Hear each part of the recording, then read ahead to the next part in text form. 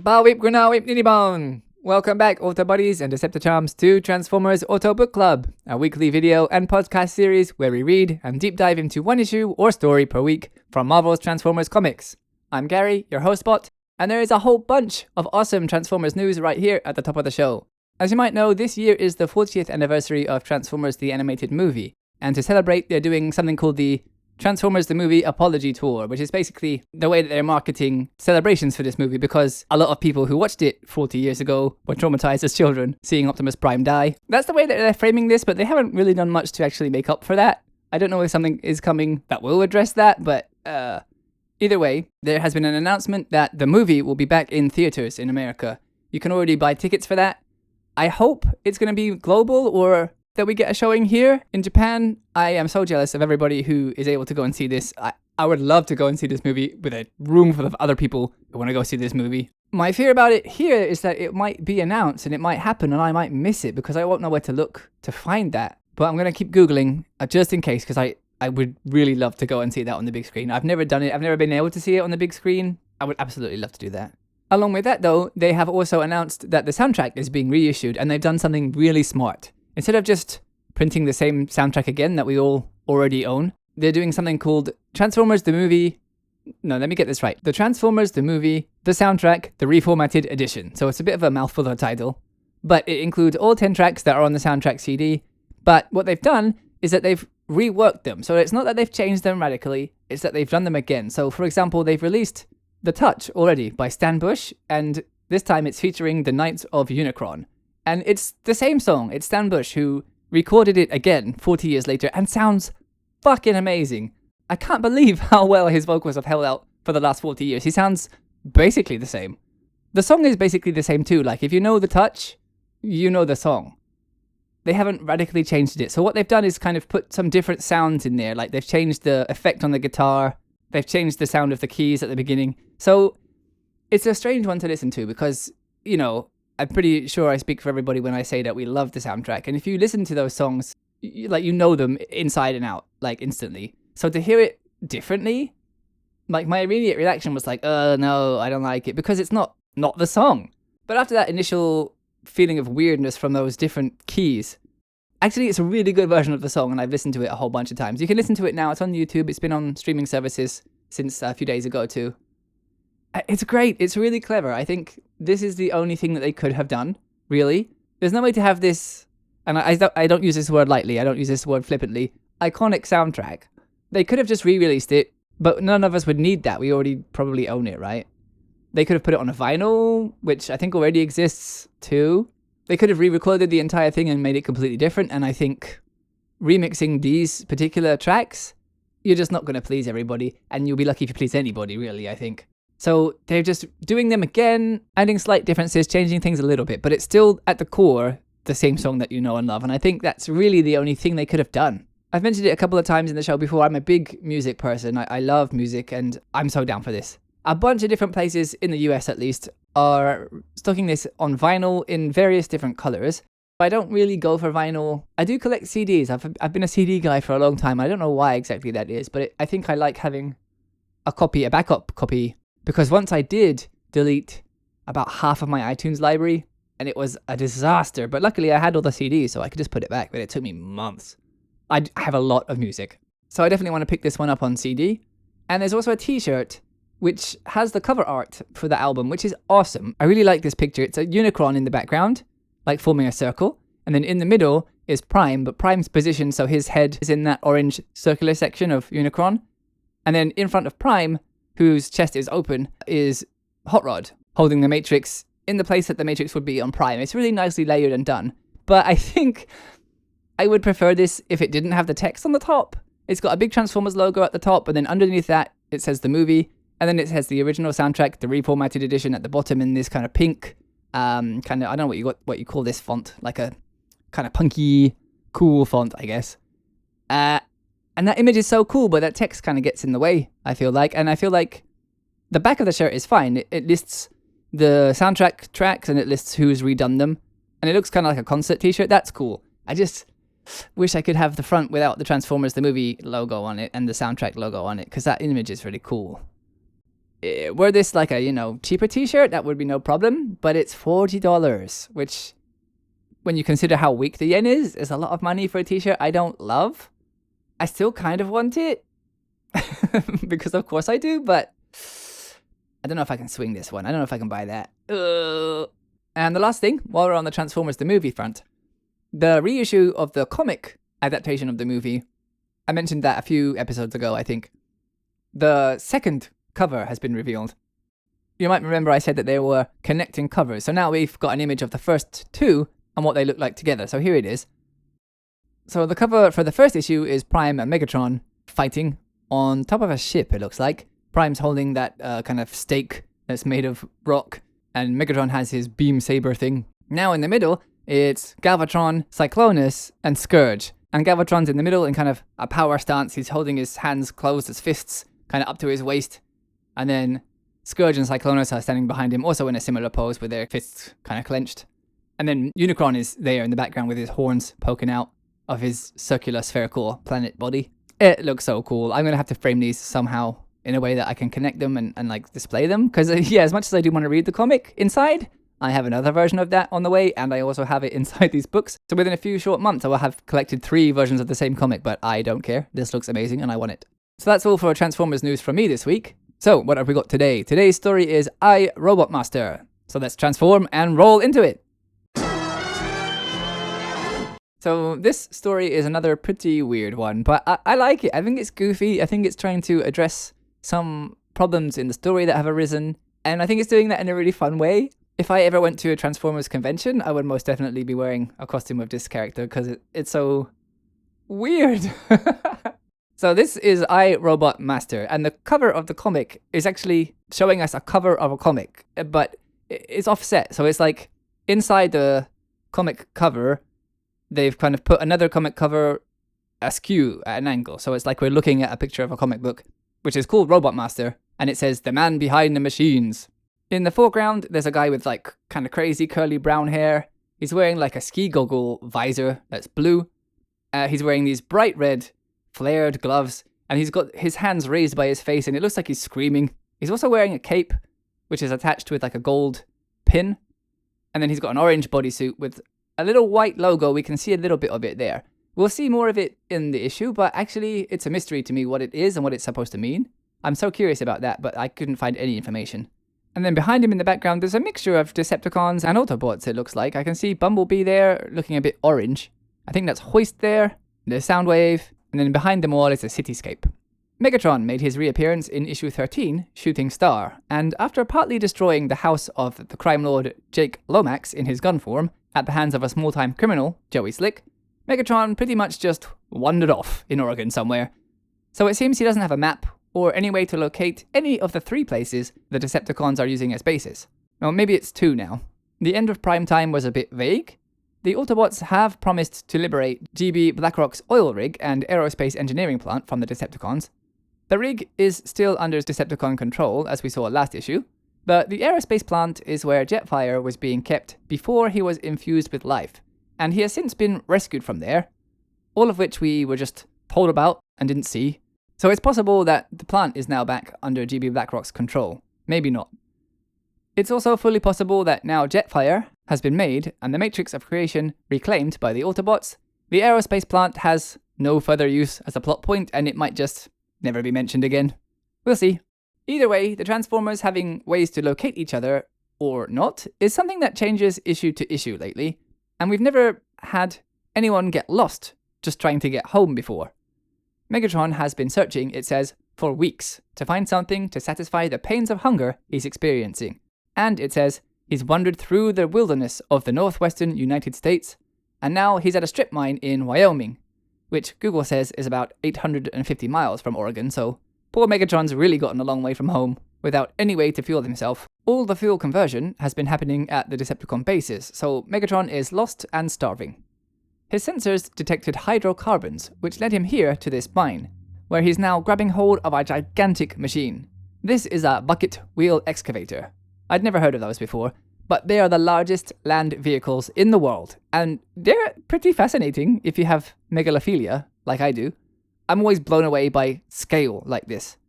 If you've never seen one, Google it up. They're massive. It's insane. He's yelling, "Fuel! I want fuel!" in this splash page. And in the art, Megatron seems far, far bigger than we've ever seen him. The humans in the foreground running away are really small. And that might just be perspective? I don't know. The credits are down here as usual too. Bob Budiansky is the writer. Don Perlin on pencils. Keith Williams was the inker. Letters by Janice Chang. Nel Yontov was the colorist. And Michael Collin was the editor, with Jim Shooter still Marvel's editor-in-chief. Megatron rips the wheel from the excavator, which are expensive machines. They can cost from $25 to $100 million. And for no reason beyond his own anger and frustration, throws the wheel back at the rest of the machine, destroying it. All the while yelling that nobody is going to stop him getting the fuel he wants. Stomping on the broken pieces of the excavator, he says that it's his destiny to rule over Earth, which he calls a putrid planet. So therefore, all of its resources belong to him now too. Lifting a huge dump truck full of mined coal, he says he claims these resources now. He tips it back like he's trying to eat the coal, before throwing the entire truck and saying that the black stones are inedible, so he needs to look for fuel else. But as the mine workers arrive, Megatron doesn't finish his sentence. The workers are surprised to see that Megatron has completely stopped moving. They get closer to inspect him and talk about what's going on. One correctly guesses he ran out of fuel. Later it says, here in the foothills of the Cascade Mountains, which is where the Ark is too, maybe it's a huge mountain range, a car arrives at a restricted government building. The passenger inside thinks it must be something important for him to have been called so suddenly. It's Walter Barnett, GB BlackRock's government contact from last issue. As he crosses the parking lot, he thinks to himself that his report on what can be done about the giant robot problem isn't due for another week, so whatever Forrest Forsyth has called him for must be a different matter.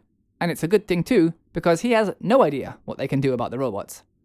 Forsyth has called a meeting of I.I.I's executive board. I.I., it reminds us again, is the Intelligence and Information Institute, which is so silly. I love that. He enters the meeting room, and Forsyth offers him a seat. There's an absolutely humongous TV screen on the wall in here. It's like a giant old CRT TV, slanted slightly forward, so I hope that thing is secured safely. Those things are heavy. Forsyth begins the meeting by saying that I.I. has been tasked with something even the military has thus far been unable to do, which is protect the public from the giant robots. Now that they're becoming more known to the general populace, the I.I. needs to come up with an explanation for them to prevent panic. Even the military and I.I. don't know where they came from or their intentions, so they want to stop the public from panicking and from speculating too wildly. Barnett thinks to himself that Forsyth's tone is more grim than usual, and in that serious tone, Forsyth uses that incredibly big monitor to explain the rise in activity by these robots recently. They've destroyed a high school football stadium, overrun BlackRock's aerospace plant, they put 80,000 people in danger at Brick Springstern's concert too, and with every new debacle involving these robots, more and more people have become aware of them. You've got a problem on your hands, 80,000 people saw them. Just today, one of them was seen at the mining pit, but for reasons unknown to them, became immobile. He says that this robot has become their first captive, but there are still many others and they must all be destroyed. He introduces BlackRock, whom the board members have all heard of, who he invited because of his multiple dealings with these robots. BlackRock points out that yes, the robots are dangerous, but not all of them are a threat to humans. He knows this because he knows some of them personally, and explains that they are actually two separate warring factions. He explains about the Autobots, who are honourable. They helped him reclaim his aerospace plant. No mention, though, of the army of jets Shockwave built, which were never activated. I wonder what, if anything, will happen to those. The Autobots want to stop the Decepticons taking over Earth. BlackRock suggests that they should first learn to distinguish the members of each faction from one another, since the Autobots can be, and have been, allies of the humans. Finally, we're getting this weird bit of story contrivance addressed.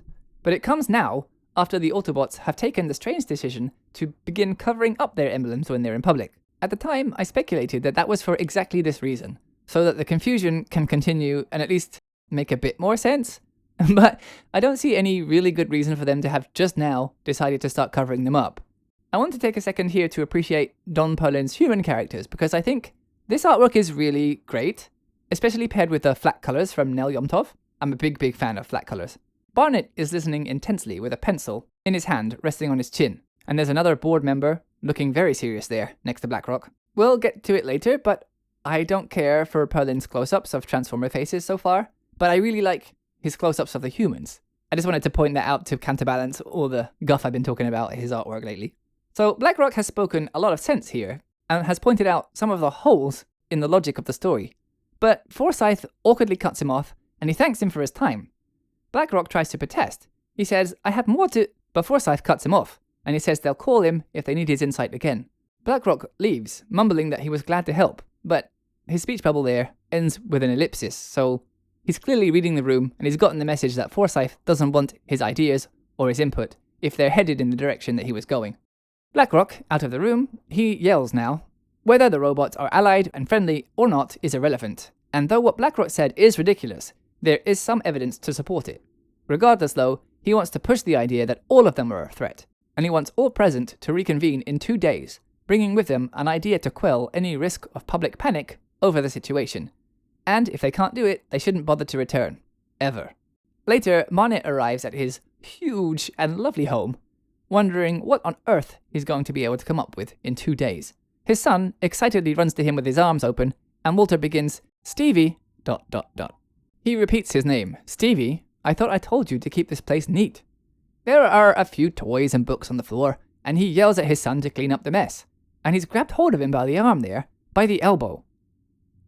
I'm not a parent, and I can't tell someone how to raise their kids, but as a preschool teacher, I would say not greeting your child, who is happy to see you and running for a hug, at all, and then grabbing and yelling at them is not the nicest way he could have gone about this. It's also not a great idea to grab his arm right there either. It's low, but there is a risk of damaging or dislocating somebody's arm if you grab them like that. Plus, it's just not a very nice thing to do. Poor Stevie apologizes and starts to collect up his things. He picks up a comic book titled Robot Master, and his dad says, wait a second, what's that? Let me see it. I'm way overanalyzing this, which I do about all elements of these comics.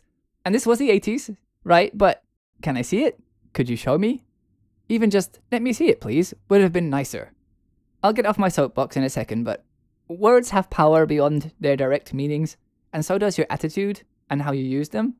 And it's subtle sometimes, but the smallest tweak in what you say and how you say it can transform, the meaning and feeling of what you say. And as a preschool teacher or somebody who works with children, we try to be really aware of that all the time, because you're a role model. So then we're not teaching only words, but how to use them.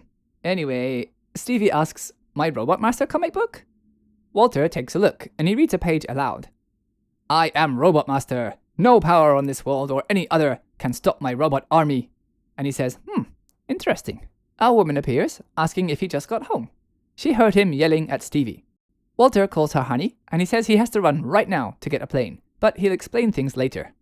Both of them have one hand on one of Stevie's shoulders.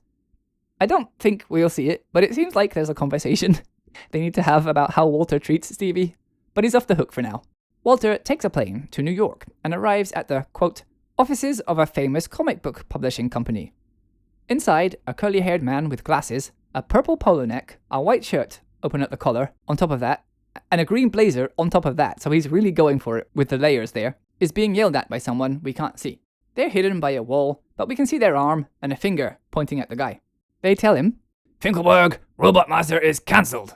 He's not interested in doing a potato salad man book called This Man, This Mayonnaise either.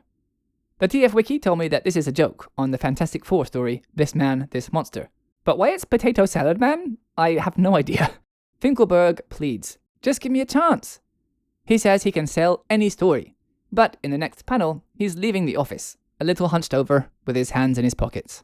And he says again, any story. The most harsh thing here is that the two ladies in reception are paying no attention to him whatsoever. Aww. As he passes by the reception desk, we can see a picture of Captain America and the Hulk, so it's pretty clear which famous comic book publisher's office we're at. Someone behind the desk tells Barnett, who is in the lobby, that's him, and Walter asks if he's the Finkelberg who writes Robot Master. Half right, Finkelberg says. He used to write Robot Master. And he asks, who's asking? Walt introduces himself, explaining that he works for the government and that they'll pay him a nice chunk of change if he's willing to help them out with something. He offers to take him to lunch and explain everything there, and Fink agrees. He's not opposed to a free lunch. So, at the nearby coffee shop, Finkelberg, who has been informed of the details now, gives us some exposition so that we can find out too. Barnett has proposed that he used his story writing skills from his time working on comics to come up with the cover story for the robot situation.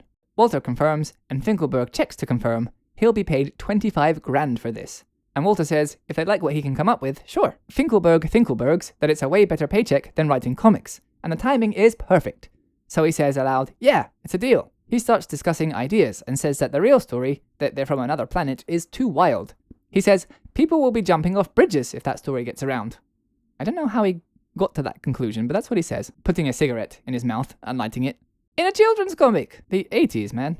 It'll be mildly important later, though. But yeah, he's smoking a lot throughout the entire issue.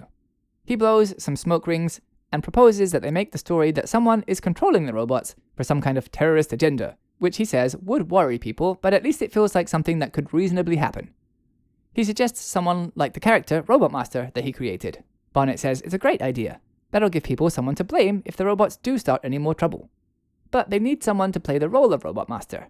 And they want as few people in on this as possible, so how about they double that 25 grand to 50? This is 80s 50 grand too, which Google says is about 200 grand now. So yeah, that's a nice windfall for Finkelberg. At 6 p.m. the next day, we're on the Ark, which it says is also in the Cascade Mountain range, so really not all that far from the I.I.I. From inside, someone is apologizing to Optimus Prime. It's Bumblebee, who continues that the patrol they've just returned from was a waste of time. They didn't spot a single Decepticon, but Prime says that a peaceful patrol is still valuable, because the Autobots need to stay vigilant, and well-oiled, Hoist adds. He wants B, Drax, and Skids to go to the maintenance bay for a checkup right away.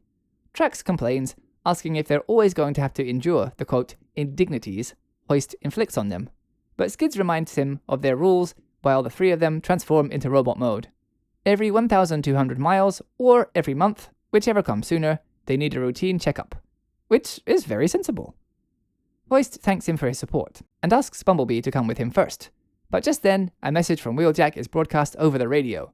He's noticed a transmission from the local television broadcast frequency that Prime will find interesting. Nearby, there happens to be a giant screen, so he plays the broadcast he was talking about. And Finkelberg, now dressed in a cape, a visor, boots, gloves, and a big belt and a coloured suit, appears on the screen. He raises his fists in his bright red gloves and proclaims, "People of the world, I am Robot Master!" He claims responsibility for all the robot activity in the northwestern United States. He continues yelling over the page.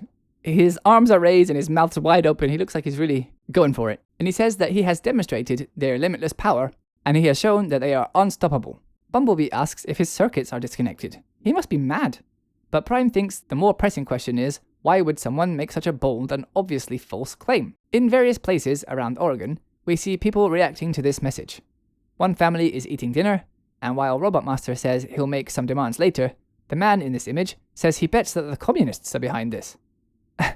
Again with the communists. It was the 80s though, and as we know from Justin's guest episode, that was a hot topic at the time.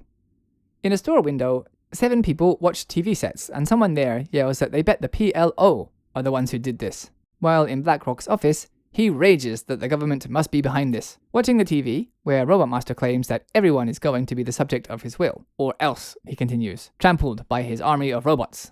Barnett is there at the place they're broadcasting from with Robot Master, thinking that they've just interrupted all TV screens in America, and nobody will be able to trace it back to them. On the wall of the studio is the symbol that Robot Master uses, and I'm so curious about it and what it's supposed to be.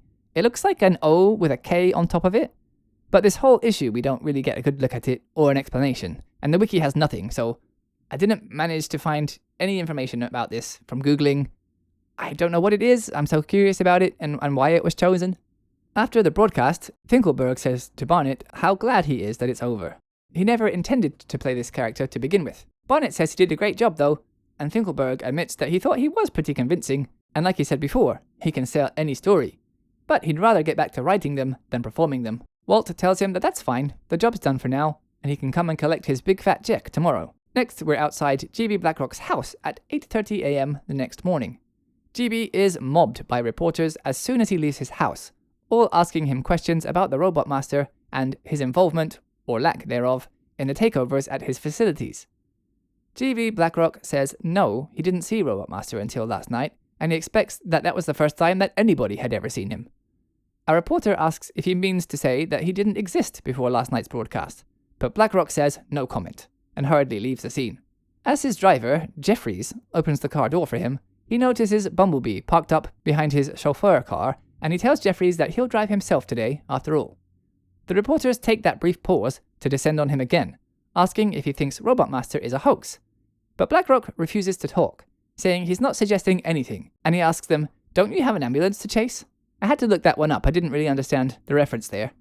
Ambulance chasers are insurance salespeople who chase ambulances in order to make a deal with the victim of an accident at the moment they exit the ambulance. So while it's a horrible predatory practice that I don't know if still happens these days, but it's not associated with journalists, usually, as far as I could find out. But it makes sense applied here too, I guess. They might try to bother an accident victim trying to get a scoop or something. He drives off in Bumblebee, and the reporters left behind start to talk about their suspicions about Blackrock. They think he knows something, and he isn't letting on. As they drive, Blackrock asks Bumblebee what brought him to his door, and B tells him that Optimus was hoping for an explanation about this Robot Master person. GB says he suspects that it's a hoax by the government to explain the Transformers' presence here on Earth, because it's better than telling the truth. B says that the Autobots want to help. Why didn't Robot Master explain the two factions? Blackrock explains that he tried to tell them, but the government wants to stick to this idea that all of them are a threat. But he says he'll try again. Again, this makes last issue's reveal that the Autobots are now hiding their insignias all the more confusing. I wonder why Budiansky introduced that as an idea, just before making it make no sense to do, unless it's going to somehow become the reason that people are confused and will just be expected to ignore all the times before that they weren't hiding them? We'll see, I guess. B says that they'd appreciate that, and asks one last thing. Why would anyone believe a story as crazy as Robot Master? Blackrock says, quote, "Don't underestimate the power of television, bum. If people believe what the president says about balancing the budget, they'll believe anything." Blackrock deciding to go for bum instead of the obvious B just amuses me, and there's a political symmetry there that I'm sure I don't even need to go into. Meanwhile, at I.I.I, Forsyth sees on the news that Robot Master is a suspected fake and asks Barnett if he heard about it, which he says yes, he has. Forsyth deduces that Blackrock must be the one to have leaked that information and asks Walt to get hold of him and ask him to retract what he said and to stay quiet before he blows the whole thing. Barnett says he'll get on it, but before he leaves, the TV news reports on their next story, which is about Culverton coal mine in Wyoming. They've been sent a photo of a supposed captive robot. Of course, it's the powered-down Megatron. Forsyth is furious that this information got leaked. But, I mean, it was pretty obviously going to happen. He's at a mine where people go to work, and he wasn't even covered in something or taken away, or fenced off in any way. The I.I.I didn't exactly go to great lengths, or any lengths, actually, to hide him. Walt says, hold on, this could be the break they need. And just then, Finkelberg arrives to collect his pay, saying he has a flight to catch, so he needs to be quick. Walt says, Donnie, good to see you, and he asks him not to hurry off. He can double his money again if he stays another day. In the arc, though, using information from that same broadcast, Wheeljack has pinpointed Megatron's location. Optimus commends him and asks him to send the location to his mapping circuitry. So Prime has GPS now, or something, I guess, which is incredibly useful. I guess Megatron has no such thing, or else he wouldn't be in this mess. Prime says that humans in the area have no idea how dangerous Megatron really is, and that they should go and get him and bring him back to the Ark for safety. He asks B, Trax, and Skids to transform and roll out. He said it! He said the thing! It's the first time Prime has used probably his most famous line in the comics. The four of them do as he said, transform and drive away. Not much later, in downtown Portland, a woman is asking about an unusual tape deck in an electronics store. And the clerk there says that he found it outside the store in the morning, but he's never seen anything like it before. She wants to buy it and asks how much, but the man says he doesn't know, and that they should test it first with the tape he found inside. Of course, we know that it's Soundwave, who decides it's time for the signal, and he lets out a piercing squeak. The man and the woman both grimace and cover their ears. Ravage leaps out of Soundwave and transforms as he goes. The store clerk recoils and says, Holy mackerel, what's happening? The woman says that the cassette just turned into a Jaguar, in case you'd forgotten about Soundwave's cassettes and wondered why there was suddenly a robot Jaguar leaping through the page. The narration does a bit of that in the next panel too. It explains who Ravage is and who Soundwave is, and all it takes for Ravage to pick up Soundwave in his mouth and smash through the store window is a fraction of a second. As he goes, he knocks over two people who happen to be outside the store too. Laserbeak and Buzzsaw, who had been hiding on perches somewhere close by, respond to the signal that Soundwave sends them and swoop down, firing lasers at people going about their business on a shopping street. For No discernible reason. I don't know why they would decide to do that, but that's what they did. Buzzsaw picks up Ravage in his mouth. With that, they fly off into the sky. A few hours later, Donnie Finkelberg and Walter Barnett arrive by chopper at the place the frozen Megatron is still standing. Walt says this is it, and notes how remarkable it is, and Donnie says it looks mean for a tin can, and ugly too. Megatron, though powered down, is apparently still functioning mentally because he thinks to himself that he'll kill Donnie for that remark, which he somehow heard from quite far away and over the noise of the moving blades of a helicopter. You can see in the art they're still in motion. So let's do some logic bending and say that, you know when you're in a helicopter and you can hear each other because you have those helmets with mics in? Yeah, Megatron was able to pick that up and hear it. Not official, that's just my headcanon, I guess. As they exit the chopper and walk towards Megatron, Donnie asks if it's really safe to get close, and Walt says not to worry because it hasn't moved at all in 3 days. The most it can do is rust, he jokes. Megatron is not going to care for that remark either. Donnie lights up a cigarette again, and there's something in the artwork here that is important later, but it's almost completely hidden by his speech bubble.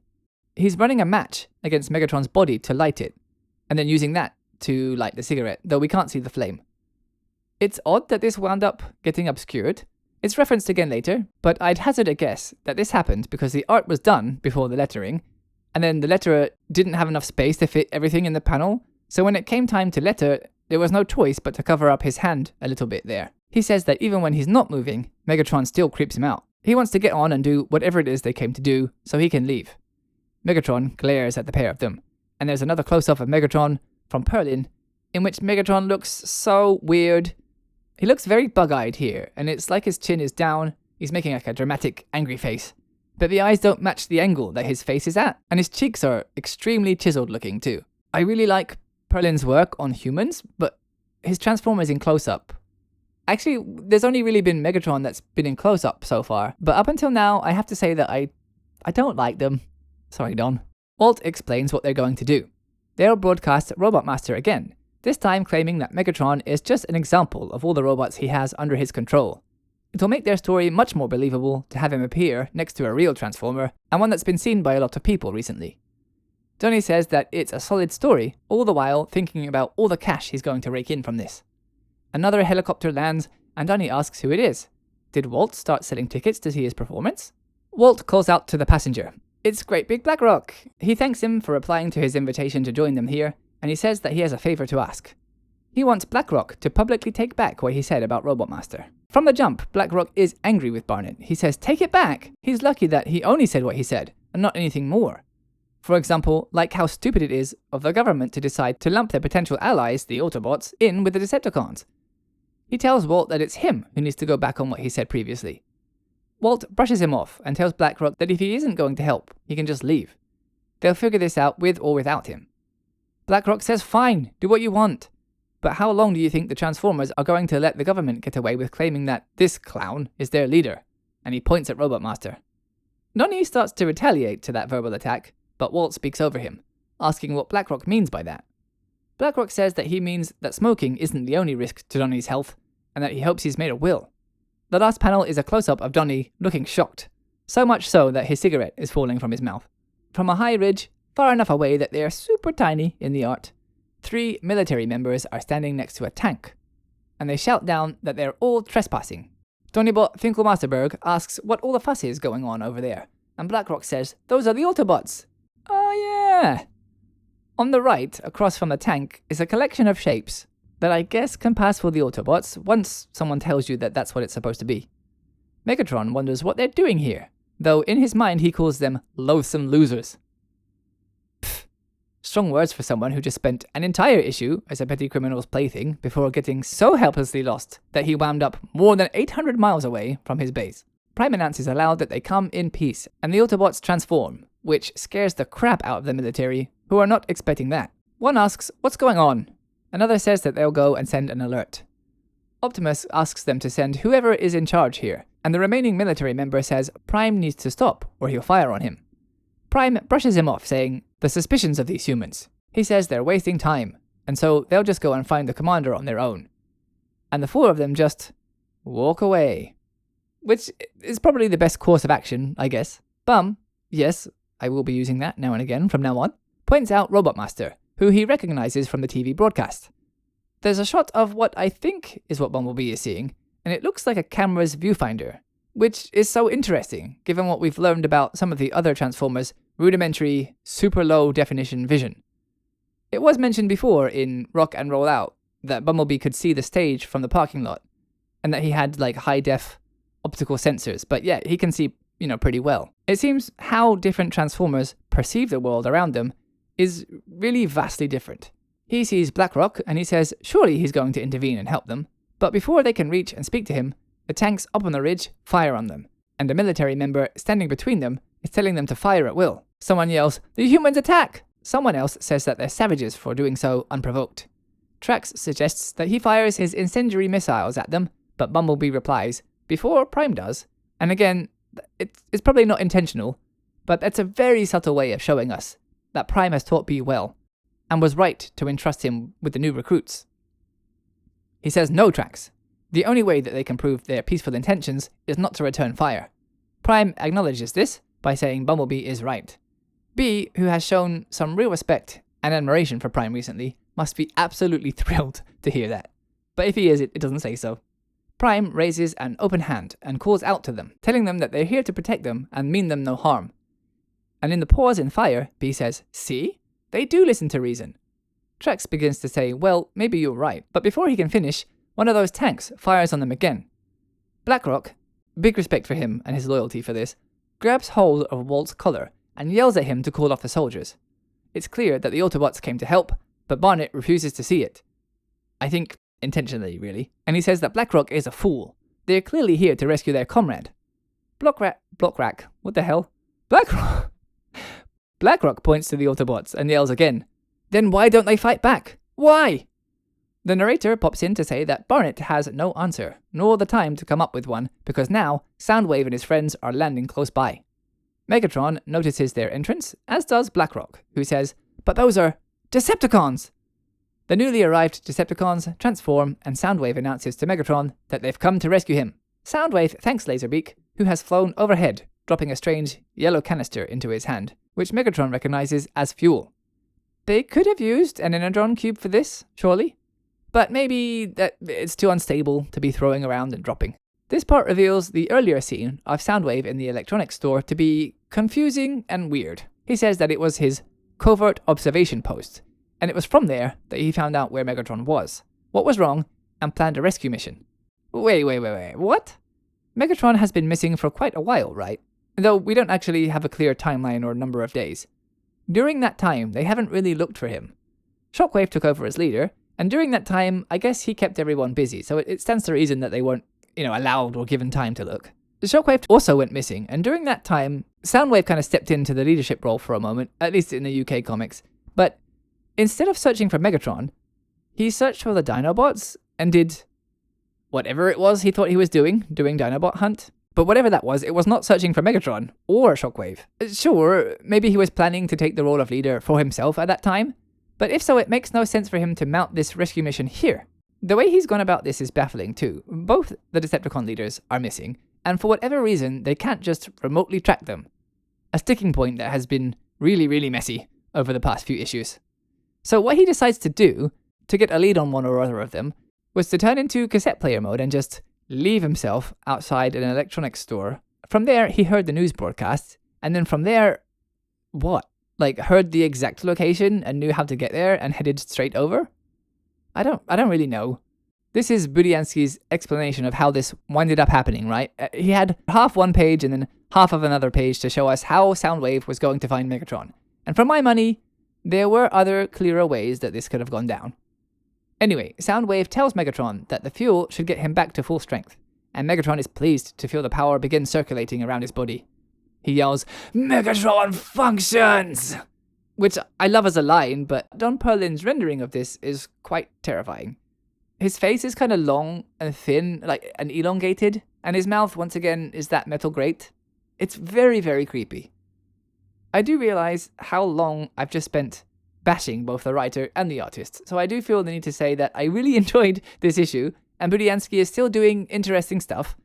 Don Perlin's humans and Transformers all look good, it's just the Megatron close-ups so far that are like this.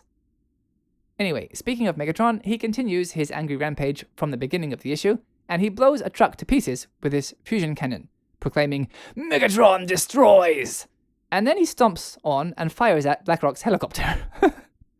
Next, he takes out a tank, telling the humans present that they should tremble before him, and that he's their new master. The narration box says that the other Decepticons join in, and of course, none of the human vehicles or weapons stand a chance against them. Ravage jumps on top of another tank and rips open the hatch, and a soldier in there looks very surprised. Laserbeak flies by too, and chops the tank's gun in half with his beak. The Autobots, it says, are the only ones who can stop them now, but Prime is calling them to retreat. They were already attacked by the humans, and they've taken too much damage. Skids says that if only the humans had listened, and one of the others asks what he expected. Humans are barbaric at best. So, oh no! The newer Autobots have a really low opinion of humans so far. B is hurt that BlackRock is seemingly a part of this, and he had been under the impression that they were friends. Of course, B doesn't know how vehemently BlackRock stood up for them, so I really hope that the two of them get a chance to talk later. They transform and drive away, and Prime says not to judge the humans too harshly. They can only do what they understand, and clearly they don't yet understand the Autobots, which is a super generous way to look at this whole situation. Slowly and in pain, they drive away from the mine. Of course, after that, Megatron declares his victory, gloating about how quickly the humans and Autobots retreated. Pot, let me introduce you to my good friend Kettle. While he's celebrating with Soundwave and Ravage, Laserbeak flies off towards the upper rim of the mining shaft, where Barnet, BlackRock, and Donnie are hiding. BlackRock yells, "A Decepticon!" and Barnet warns Donnie to watch out, but it's too late. The squawking Laserbeak grabs him by the cloak and flies off with him. Laserbeak drops him at Megatron's feet, and Soundwave explains that Laserbeak recognized Robot Master as the person claiming dominion over the Decepticons in a video broadcast. Megatron says that makes 2 reasons for killing him. 1, his earlier claims, and 2, for striking him with a match, as we saw earlier. From his place on the ground, Donnie protests. Wait! He asks if Megatron's brain has blown a fuse, because surely he must know how Donnie can, help him. So Donnie's flying by the seat of his pants, and he's using his ability to sell any story again to try and get himself off the hook.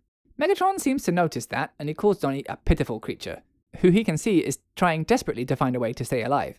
But, Donnie says, as Robot Master, he can tell the public anything about the Decepticons he wants to. And he can also confuse them and make them believe that the Autobots are as much their enemies as the Decepticons are.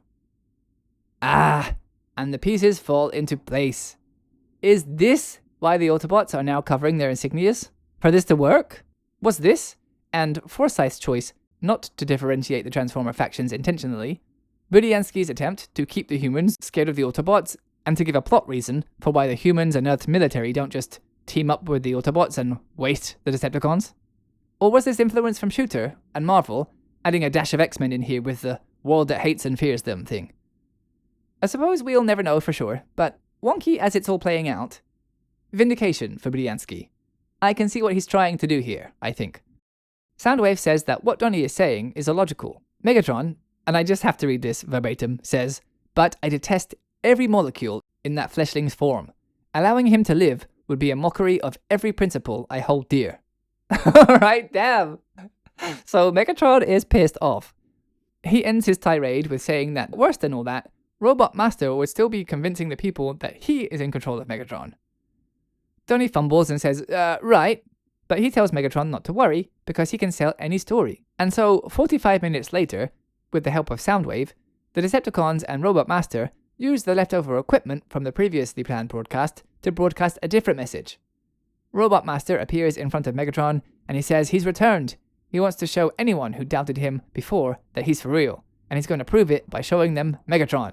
A family watches this on TV, and so does the guy from the electronics shop who's sweeping up the broken glass of his window while watching the news on TV. And there are a few customers there in his store too.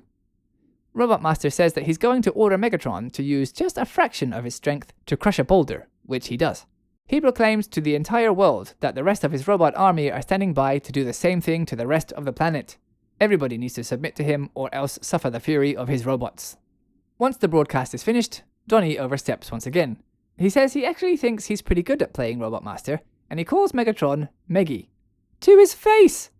Which I cannot imagine thinking is a good idea. He says that he thinks this is the start of a beautiful friendship. Maybe they could even do this as a weekly show. Megatron pulls a face, similar to his terrifying screaming rictus earlier. It's elongated again, and his mouth is downturned. He says Finkelberg presumes too much. And again, I just have to read his line. At this moment, your value to me outweighs my loathing of you, but only by the most precariously slim margin. Budiansky's Megatron has some pitch-perfect lines. I love it. He picks him up by the cape, and he tells him that the next cigarette he decides to light might tip that balance. Were that to happen, he says, using one finger to push the cigarette Donnie had in his mouth into his mouth, knocking off his glasses and causing him to grunt, he would learn that smoking can indeed be hazardous to your health. Donnie's been smoking a whole bunch through the entire issue, and I really wonder whether it was just to make this line possible, or if Budiansky was really trying to say something about smoking to kids. In either case, that's the end of this story. But I hope not the end of Robot Master. I think he's a really goofy character and a really goofy plot device, and for all that, I still really like him.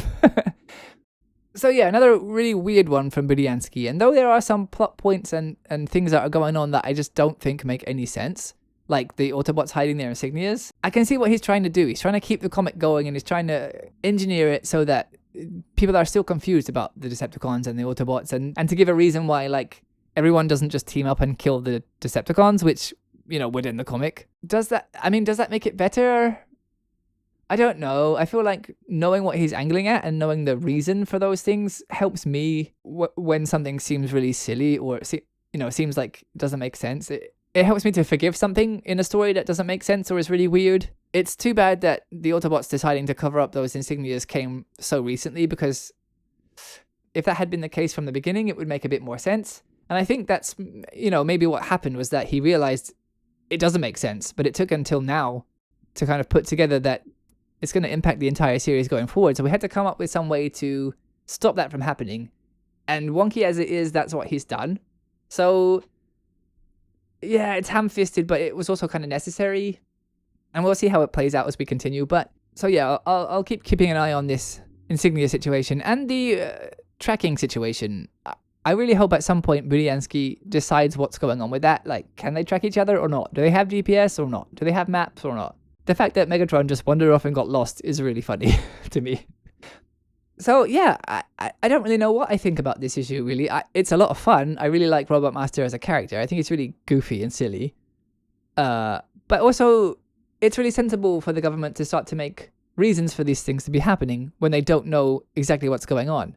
It's like an undeniable fact, like everybody's seen these robots now and the word is going to be getting around, so they don't want to admit they don't know what they can do, what they're capable of, what they're here for. Did they go the most sophisticated way about obfuscating that? No, but that's great. I like that. So that's the end of our story for this week. So all that's left are the parts that I do every week. First, I need to thank my patrons Mel and Corey, who threw me a few bucks this month. That gives me a bunch of extra time to produce the show. It means that I don't have to cook dinner maybe once or twice a month. So at times where I'm really squeezed or really pressed for time, I can spend that time instead writing notes, editing images, making thumbnails, all kinds of stuff. If you would like to support the show too, you can find the Patreon at patreon.com/Transformers AutoBook Club, where you can become an Autobestie or a Decepticon Padre, for as little as $3 a month. All that gets you for right now is a shout out and a thank you on every episode, but I really do hope to do things for Patreon members going forward in the future. I just have to find the time to wangle that. If you don't have the spare cash though, I totally understand that. You can still help the show out for free though, by going to the YouTube page, subscribing, leaving the video a comment, giving it a thumbs up and sharing it around. Even if you're a podcast listener and you don't plan to watch the videos, you can still head over to the YouTube page and throw me a sub just to boost the numbers, which hopefully boosts the reach of this show and helps it find the right people. You can also join the Discord, which you can find by following this QR code or the link in the episode description. There you can chat with me, some previous guests, and some listeners too, about Transformers and all kinds of stuff. If you want to hear about other comics I'm reading, which are always very numerous, you can find me on Blue Sky at Clarion Comics JP. And that's everything. That's our show for today. So thank you so much for joining me. I always really appreciate everybody who listens to the show. And every week I get 1, 2, 3 new subscribers. And it just makes me really happy that anyone wants to listen to me do this. I've gone through a weird roller coaster with this show. I hoped to be a little bit more popular when I started it. And it kind of hurt that I wasn't. And then, it's been a slow trickle every week. It's growing. And that's positive. I got through a patch where I was really, working too hard on the show. I was trying to have guests and edit things and put it all together within 1 week, and it just became impossible. And I went through that and I got past it and I refined the process so that now it should be possible to make one episode every week. But I'm also a week ahead, so I'm kind of doing really well for right now, and I'm very happy about that. And that's all for this week. So I hope you'll join me in the next one. But until then, as always, take care, be kind, and do good. Till all are one.